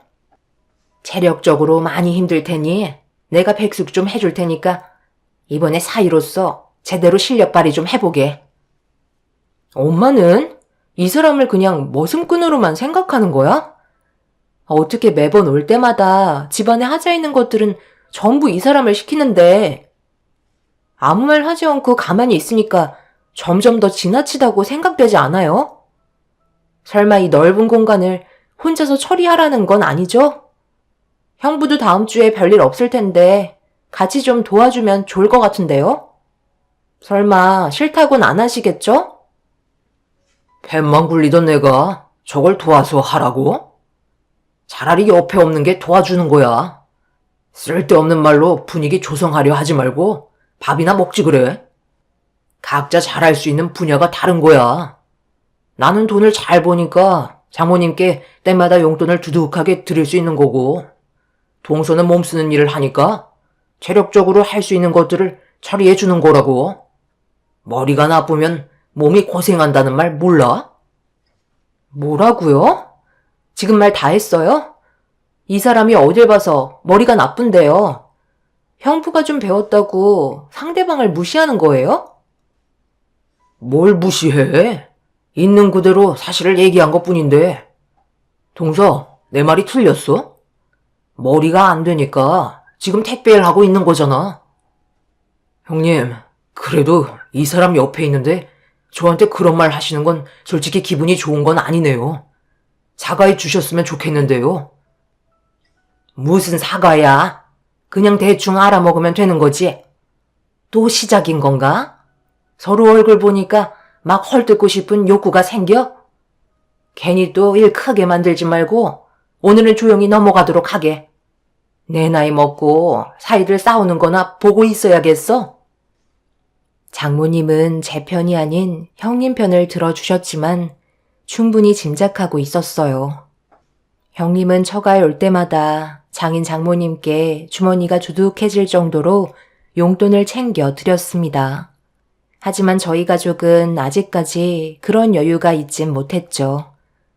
그래서 더욱더 할 말이 없어진 건 부정할 수 없는 사실이었고 형님이 저를 무시하는 행동들이 더 큰 상처로 다가오게 되었지만 지금까지 쌓아온 좋은 모습이 형님과 싸우다가 한순간에 무너질까봐 그냥 참고 넘어갔습니다.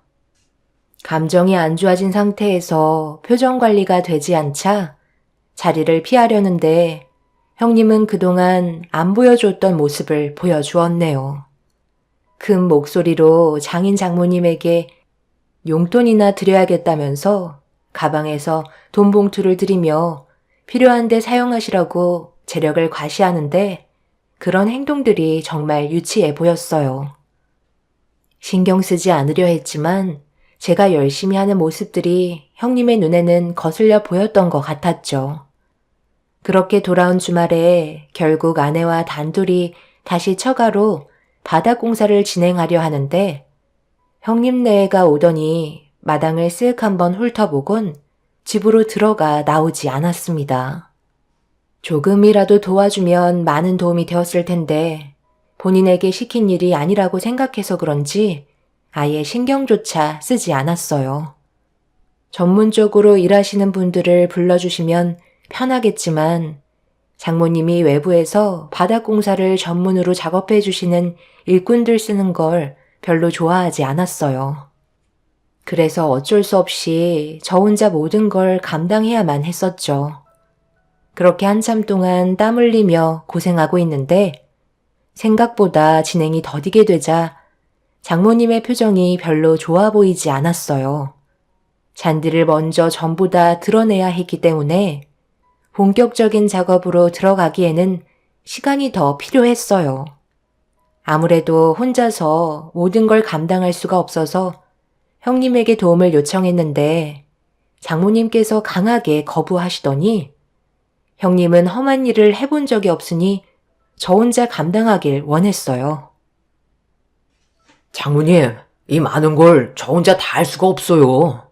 형님이 도와주셔도 오늘 마무리가 안 될 수도 있을 텐데 괜찮으시겠어요? 그건 안 되지. 오늘 무조건 끝내야 되네. 내가 너저분해진 걸 계속 보고 있으라고? 지난주에는 그렇게 다 할 것 같다며. 막상 해보니까 작업이 쉽지가 않을 것 같아요. 차라리 전문적으로 일해줄 수 있는 사람들의 도움을 받는 게 좋겠어요. 내가 예전에도 몇 번 일꾼들 시켜봤지만 시간만 때우면서 최대한 늦게 일 처리해주는데 얼마나 속 터졌는지 아나? 어떻게든 늦게 끝내서 일당 받아먹으려는 속셈이 눈에 훤히 보이는데 그걸 또 겪으라고? 그냥 자네 혼자 후딱 끝내게. 엄마, 잔디부터 전부 다 드러내야 하는데 그럼 이거라도 형부한테 도와달라고 얘기 좀 해보세요. 이럴 때 사이 도움받을 수 있는 건데 그걸 왜 눈치 보는 거예요? 이 사람은 막 부려먹어도 되고 형부는 매번 용돈 주니까 괜히 감정 상하게 했다가 돈줄 끊기게 될까봐 불안하세요? 어떻게 매번 몸쓰는 일만 이 사람 시키는 건데요? 홍서방이 그래도 이론적으로 일을 잘하니까 믿음이 가서 그런 거지. 뭘 그거 가지고 화를 내는 거야? 그래서 하기 싫다는 건가? 지난주에는 할 수 있겠다고 자신만만해 하더니 이제 와서 딴소리야? 됐네. 필요 없으니까 이제 그만하게. 어머님, 잠시 드릴 말씀이 있는데 잠시 저와 대화 좀 하실까요? 곰곰이 생각해봤는데요. 아무래도 동서 혼자 힘들 것 같네요. 제가 얘기할 때는 한마디도 들으려 하지 않던 장모님이 형님이 하는 말을 무조건 따르더니 결국 바닥 공사를 해줄 수 있는 일꾼들에게 도움을 받았고 제가 그동안 노력했던 건 한순간에 무너지고 말았습니다. 장모님은 저에게 능력 부족이라며 일꾼들 방해하지 말고 공사하는 데서 나오라고 화를 내셨습니다. 저는 장모님의 행동을 이해할 수가 없었어요. 제가 얘기할 때는 조금도 들어주려 하지 않았으면서 형님의 한마디에 무조건 신뢰하는 장모님의 모습이 너무 서운하게 다가왔습니다. 결국 저는 아무런 도움도 드리지 못한 채 현장에서 멍하니 서 있는데 저 옆으로 형님이 다가오더니 한마디 하더라고요. 기본적으로 배운 사람들이 얘기하는 걸 더 신뢰하기 때문에 제가 얘기하는 걸 장모는 불안해한 것뿐이라며 확실하게 끝낼 수 있는 전문 일꾼으로 돈을 썼으니 그만 집으로 돌아가라는 말을 아무렇지도 않게 꺼내더군요. 저 없이도 모든 건 돈으로 해결할 수 있다는 걸 보여주기 위해 때를 기다린 것 같아 보였죠. 삽 하나로 애를 먹던 저와 다르게 전문 장비로 많은 사람들이 달라붙어 일을 하니 순식간에 일처리가 진행이 되었고 장모님은 마사이가 알아본 업체라서 그런지 믿음이 간다고 흡족해 하셨습니다. 그날 저는 아무것도 하지 못한 능력 없는 사이로 장모님의 눈에 인식이 되고 말았어요. 그리고 형님은 장모님께 좋은 모습을 보여드릴 수 있었죠. 기운이 빠져버린 저를 본 아내가 위로를 해주었지만 한번 상해버린 기분은 쉽게 회복이 되지 않았습니다. 그렇게 저녁이 되고 일꾼들이 모든 작업을 끝낸 뒤 형님은 그에 따른 금액을 지불하고 집으로 들어갔어요. 그래서 저희 부부도 그 뒤를 따라 들어갔죠. 장모님은 형님에게 고생 많았다며 백숙을 떡하니 내어주셨습니다. 엄마, 우리는 왜 백숙 안 줘요? 이제는 먹는 걸로 차별하는 거예요? 이 사람 아침부터 고생한 거 알잖아요. 아침부터 일찍 와서 혼자 삽질한 거 나도 알지. 그런데 결국 외부 도움 받았잖니? 말로는 혼자서 다 할 것처럼 얘기하더니 결국 아무것도 하지 못하고 빗자루질만 했잖아? 큰 사이 아니었으면 오늘 일이 끝났겠어? 이래서 사람은 머리를 써야 되는 거야. 이 사람이 먼저 전문적인 사람들한테 도움 받자고 했는데 전혀 들어주려 하지 않았잖아. 애초부터 엄마가 말도 안 되는 조건을 내미셨으면서 어떻게 형부한테만 백숙을 내어줄 수 있어요? 모두가 함께 고생한 거 몰라요? 먹고 싶으면 너희들이 알아서 퍼먹으면 되잖니? 손이 없는 것도 아닌데 내가 퍼주길 바라는 거야? 시간도 늦었으니까 대충 먹고 빨리 들어가라. 함께 모여 있어봤자 좋은 말도 나오지 않는 것 같은데 식사 자리에서 얼굴 붉히고 싶지 않다. 지금 이걸 저희 보고 먹으라는 거예요? 거지도 이런 건 안 먹겠어요. 닭은 하나도 없고 바닥밖에 안 보이는데 뭘 먹으라는 거예요? 엄마 정말 유치하게 왜 그래요? 처음부터 이 사람이 마음에 들지 않았던 것 뿐이잖아요. 벗어 나눠주다 보니까 그렇게 된 걸 어쩌겠니? 뭐라도 먹고 가고 싶으면 라면 몇 개 있으니까 그거라도 끓여 먹던지. 장모님이 라면이나 먹고 가라는 한마디에 너무 서운했던 저는 더 이상 아무 말도 하지 않은 채 처가댁에서 나와 버렸어요. 그동안 노력했던 건 아무 소용이 없다는 걸 알게 되었죠. 아내는 2번 다시 얼굴 볼 일 없을 거라며 인연 끊겠다는 말을 하고 집 밖으로 뛰쳐나왔지만 처가 식구들은 눈 하나 깜빡하지 않았습니다. 저도 장모님의 행동에 너무 상처를 크게 받아 2번 다시 얼굴을 보고 싶지 않았어요. 그리고 그날 이후 아내와 저는 처가 식구들에게 연락조차 하지 않았고 저희 부부의 삶에 집중하면서 시간을 보냈습니다. 모든 걸 내려놓게 되니 마음이 편해졌고 차라리 이렇게 사는 게 스트레스 안 받고 행복하게 살아갈 수 있는 길인 것 같아 아예 연락 자체를 하지 않았습니다. 그렇게 1년의 반이 지나가는 동안 처가 식구들에게도 연락이 오지 않았는데 바쁘게 택배 일을 하던 어느 날 장모님한테 전화가 왔습니다. 받지 않으려 했지만 쉬지 않고 계속 전화를 하시는 바람에 어쩔 수 없이 전화를 받게 되었었죠. 장모님은 저에게 한마디 하셨어요. 그동안 연락 한 통 없이 지내니까 기분이 좋던가? 어떻게 일을 이런 식으로 끌고 갈 수가 있는 거야? 가족이란 게 뭔가? 아무리 큰 잘못을 했어도 시간이 지나면 용서해 주는 게 가족 아니겠어? 저번 일은 나도 어느 정도 잘못한 것 같아서 계속 신경이 쓰이긴 했는데 어떤 식으로 접근을 해야 할지 몰라 그동안 연락을 못하고 있었네. 그런데 이번에 우리 집에서 모두가 모이기로 했거든? 그냥 간단하게 한 끼 먹기로 했으니까 자네도 미정이랑 내려오게. 이것저것 해야 할 일들이 몇 가지 있으니까 새벽에 일찍 와야 되네. 내가 먼저 손을 내밀었으니 꼭 와줄 거라 믿고 있겠네. 홍서방이 내 딸 설득해서 같이 와주길 바라네. 서로 안 좋았던 감정 좋게 풀고 다시 좋은 관계 유지해 나가면 좋지 않겠나? 장모님은 무슨 생각이신지 저에게 먼저 전화를 하셔서는 관계 회복을 하고 싶다며 손을 내미셨습니다. 이런 적이 처음이라 많이 당황스럽기도 했었고, 장모님 입에서 홍서방이라는 말을 꺼내시면서 좋게 풀고 싶다는 말에 어느 정도 시간이 지나서 그런지 고민을 하게 되더라고요. 그래서 퇴근하고 아내에게 장모님과 통화했던 내용에 대해 알려주면서 어떻게 하면 좋을지 의논을 하기 시작했고, 아내도 장모님이 먼저 손을 내밀었던 건 처음이라 어느 정도 마음이 풀린 듯 보였습니다. 저희는 결국 장모님의 말대로 서로 안 좋았던 감정을 풀기 위해 꼭두 새벽부터 처가로 향하게 되었어요.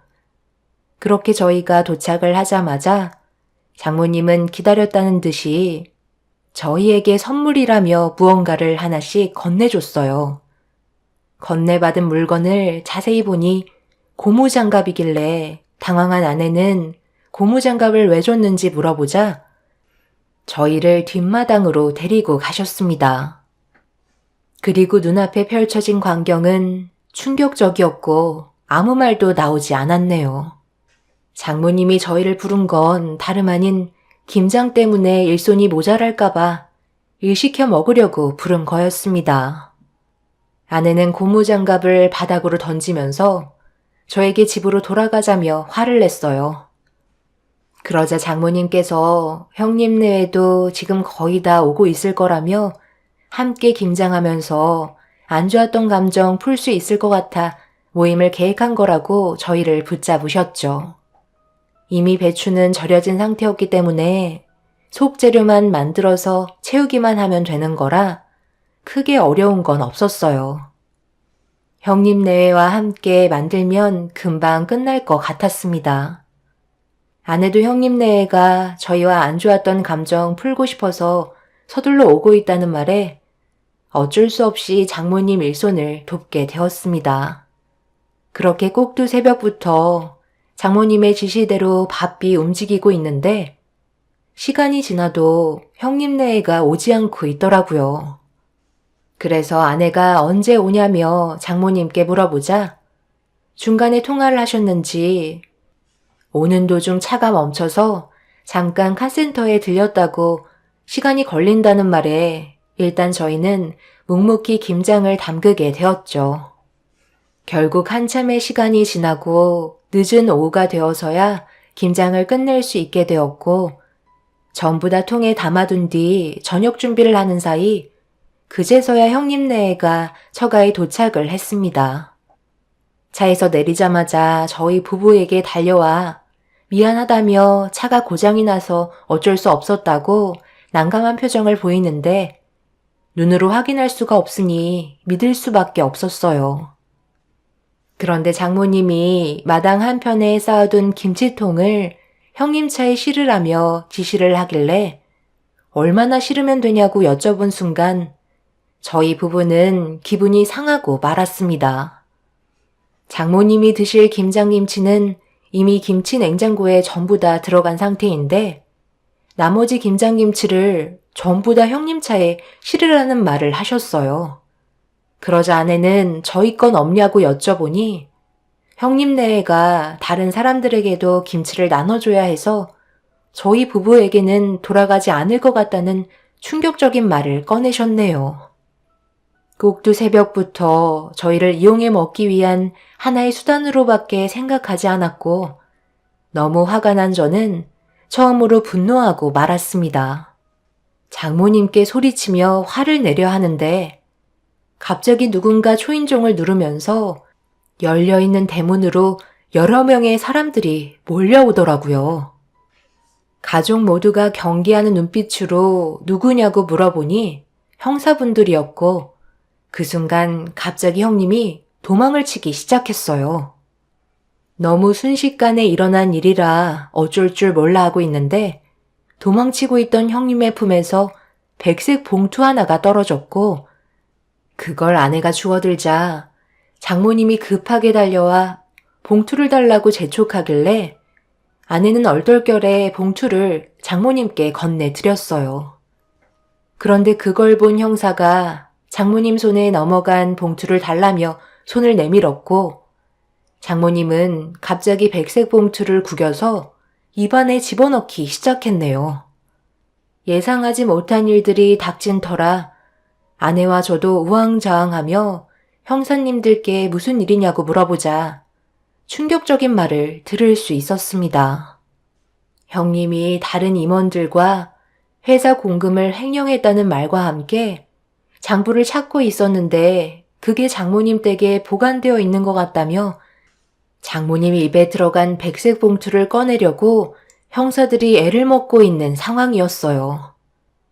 결국 장모님의 입에서 나온 백색 봉투를 형사가 확인한 순간 공금 횡령 장부가 확인이 되었고, 장모님 댁으로 들어가 다른 장부 내역이 어디에 있는지 확인해 보기 위해 수색이 진행되었습니다. 매달 장모님께 백색 봉투를 건네드렸던 건 회사 자금 횡령 장부를 보관해주는 대가로 어느 정도의 금액을 지속적으로 받아온 것 같았어요. 그리고 잠시 뒤 장모님 방에서 무언가를 가지고 나온 형사의 손에 꽤 많은 백색 봉투가 들려 있었고, 전부 다 매달 얼마의 공금을 횡령했는지에 대한 장부를 확인할 수 있었죠. 저희 부부만 이 사실을 몰랐었고, 처가 식구 전부가 한통속이었습니다. 결국 모두가 경찰서로 연행이 되면서 조사를 받게 되었지만, 저희 부부는 금방 풀려날 수 있었어요. 문제는 처가 식구들이었어요. 공금 횡령은 꽤 큰 처벌이 내려질 수 있는 문제라 상당히 심각한 상황이었죠. 횡령한 자금으로 다른 곳에 투자를 했던 내역들도 확인이 돼서 재질이 무거울 거라는 변호사의 말을 들을 수 있었습니다. 징역을 면하기 힘들 거라는 말을 듣게 되었고, 지금 현재 처가 식구들은 법적인 처벌을 기다리고 있는 중입니다. 너무 갑작스럽게 일어난 일이긴 하지만 그동안 이런 문제들 때문에 서로 똘똘 뭉친 게 아닌가 싶어요. 돈의 맛이 들려버린 처가 식구들의 참혹한 결과였네요. 가족은 행복을 저축하는 곳이지 캐내는 곳이 아니고 얻기 위해서만 이루어진 가정은 반드시 무너진다는 말이 정말 맞는 말 같아요. 땀 흘려 노력한 결과물이 아닌 아무런 대가 없이 가진 물질들은 결국 그에 따른 대가가 뒤따르는 것 같습니다. 아내는 지금의 상황을 보고 차라리 잘 됐다며 저희 부부에게 했던 행동들에 대한 벌을 받는 거라고 하더군요. 만약 장인 장모님께서 현명하셨다면 이런 일에 휘말리지는 않으셨겠죠. 참 안타까울 뿐입니다. 앞으로 어떤 결과가 주어지든 받아들이겠지만 자신의 잘못과 행동을 뉘우쳤으면 좋겠네요. 여러분들께서도 가족의 울타리를 잘 만들어 언제나 행복한 가정을 꾸리시길 바랍니다. 감사합니다.